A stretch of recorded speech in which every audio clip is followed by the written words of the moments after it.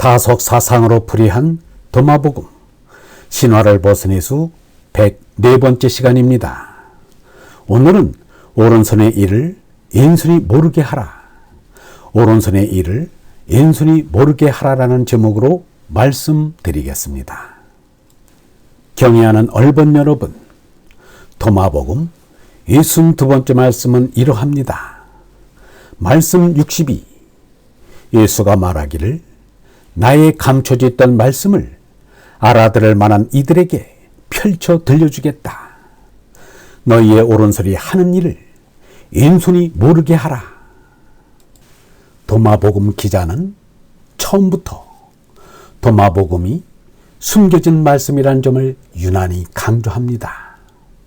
도마복음서가 오랫동안 세상 사람들의 눈에 띄지 않도록 묻혀 있어야 할 운명임을 알기라도 한 것 같습니다.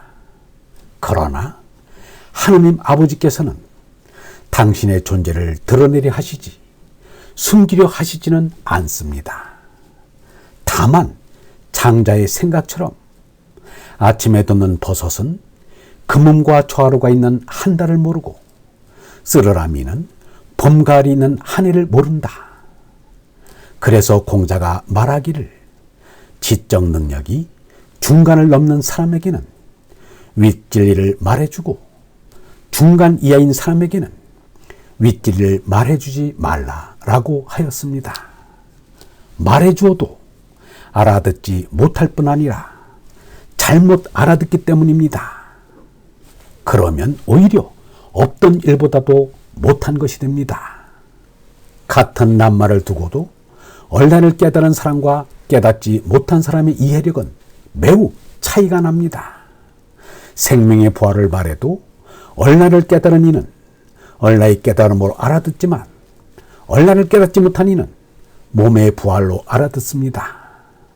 유영문은 이렇게 말하였습니다. 음식 차리는 제사 이것도 없어져야 한다.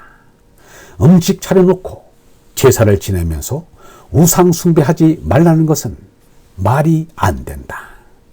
이제는 제사라는 것을 정신적인 제사로 알아야 한다. 유영모는 하느님과 성령으로 통하는 것을 참된 제사로 여겼습니다. 제사를 이렇게 생각하는 사람이 유영모 말고 누가 있겠는가? 말하는 사람의 뜻과는 반대로 알아듣는다면 아예 말을 않는 것이 옳습니다. 그래서 도부동불언이라고 합니다. 공자도 말했습니다.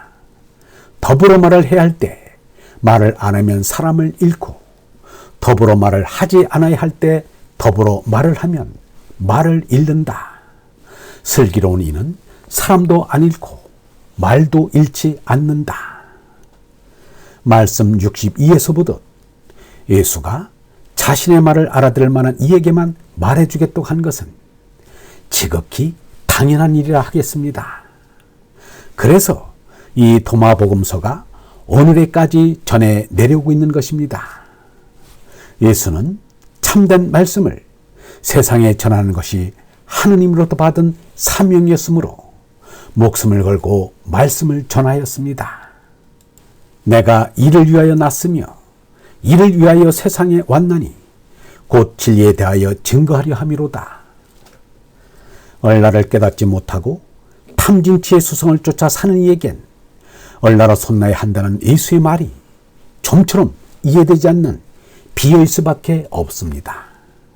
그러니 따로 숨길 것도 없습니다. 노자의 말대로 빗장이 없어도 잘만 닫으면 남이 열지 못합니다. 유영모는 인자의 귀와 당나귀의 귀의 귀를 구별하며 다음과 같이 말하였습니다. 말이 다 쓸데없다. 들을 줄 알아야 한다. 귓구멍이 바로 뚫리지 않으면 예수가 아니라 하나님이 직접 말씀해도 소용이 없다.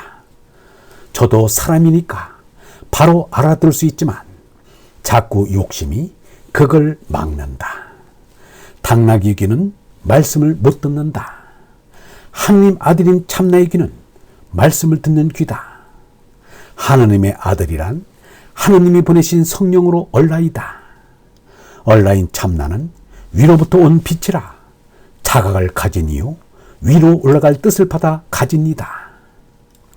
예수는 알아들을 만한 사람들에게 제 말씀을 펼쳐 들려주겠다며 오른손이 한 일을 왼손이 모르게 하라고 했습니다.